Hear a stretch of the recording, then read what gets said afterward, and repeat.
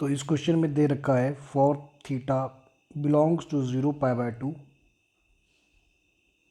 0 to π/2 the eccentricity of the hyperbola x² - y² sec² theta = 10 is √5 times the eccentricity of ellipse. Ellipse is x² sec² theta plus y² = 5.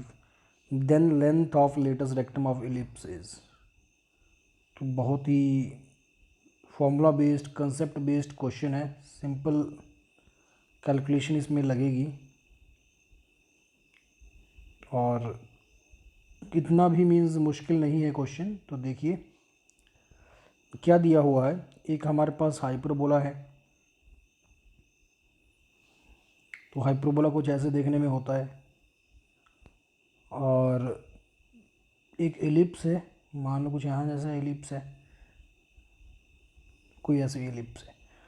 अब hyperbola की eccentricity अगर E1 है और ellipse की E2 है, तो question में क्या बोला है कि जो हाइपरबोला की इसेंट्रिसिटी है ना, E1 जो है वो हो जाएगी √5 टाइम्स E2।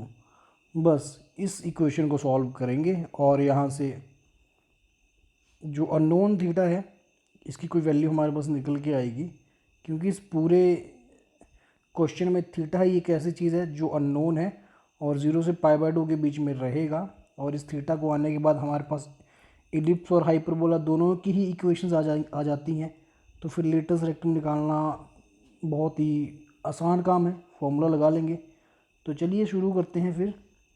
सबसे पहले तो देखो हाइपरबोला कैसा है। It is x² - y² sec² theta = 10। तो ये हो जाएगा x² divided bye 10 -y² divided by 10 cos² theta = 1। तो यहाँ पर हाइपरबोला की इसेंट्रिसिटी का फॉर्मूला लगा सकते हैं हम, जो होता है 1 प्लस कॉन्जुगेट एक्सिस, यहाँ से आएगा 10 cos² थीटा उसका स्क्वायर। तो ये पूरा ऐसे लिखा जा सकता है। तो यहाँ पर पूरा क्या आ जाएगा 10 cos² theta divided by this 10, ये 10 हो जाएगा। तो E1 की वैल्यू यहाँ से आ गई 1 प्लस cos² थीटा। सिमिलरली जो एलिप्स की इक्वेशन है दैट इज x², ये एलिप्स है हमारा, this is ellipse, sec² theta plus y² = 5। JEE Main 2020 में आया हुआ क्वेश्चन है ये भी। तो x² divided by 5 cos² theta plus y² by 5 = 1। अब इलिप्स में ना जो इसेंट्रिसिटी का फॉर्मूला होता है वो जनरली ये फॉर्मूला है 1 - b² बाय a²।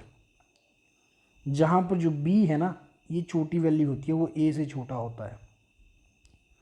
ठीक है, ये a से छोटा है ना, तो आप देखिए ज़रा 5 cos² थीटा एंड 5 में छोटी वैल्यू कौन सी है, विच वन इज स्मॉलर, ये हमें डिसाइड करना है। अब क्योंकि क्वेश्चन खुद बोल रहा है कि जो थीटा है ना इस 0 और π/2 के बीच में रहेगा, थीटा हमेशा ही 0 और π/2 के बीच में रहेगा।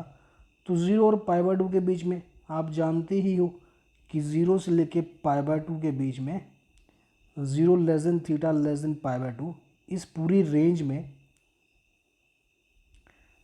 जो cos थीटा होगा ये 1 और 0 के बीच में आएगा। ये वैल्यू 1 से छोटी ही रहेगी ना।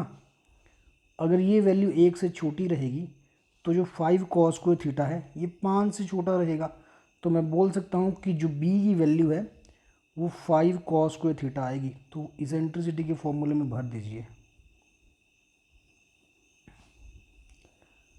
यस, इतना आ गया, विच इज़ 1 - cos² थीटा।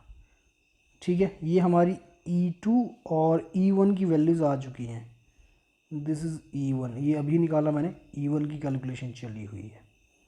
तो अब जो क्वेश्चन में गिवन है उसमें पुट करिए ना। ये E1 की वैल्यू आई है 1 प्लस cos² थीटा का root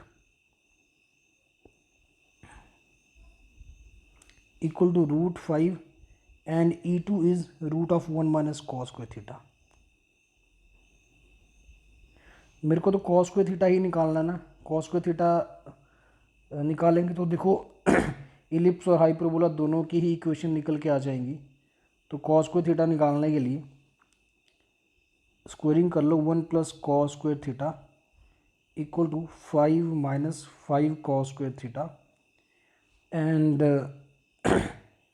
from this we can write that cos square theta it is equal to इस साइड ही जाएगा तो 6 हो जाएगा, 1 प्लस 5 6, एंड जो 1 है ये राइट साइड जाएगा तो 4 बचेगा, तो 4/6 आ जाएगा cos स्क्वायर थीटा।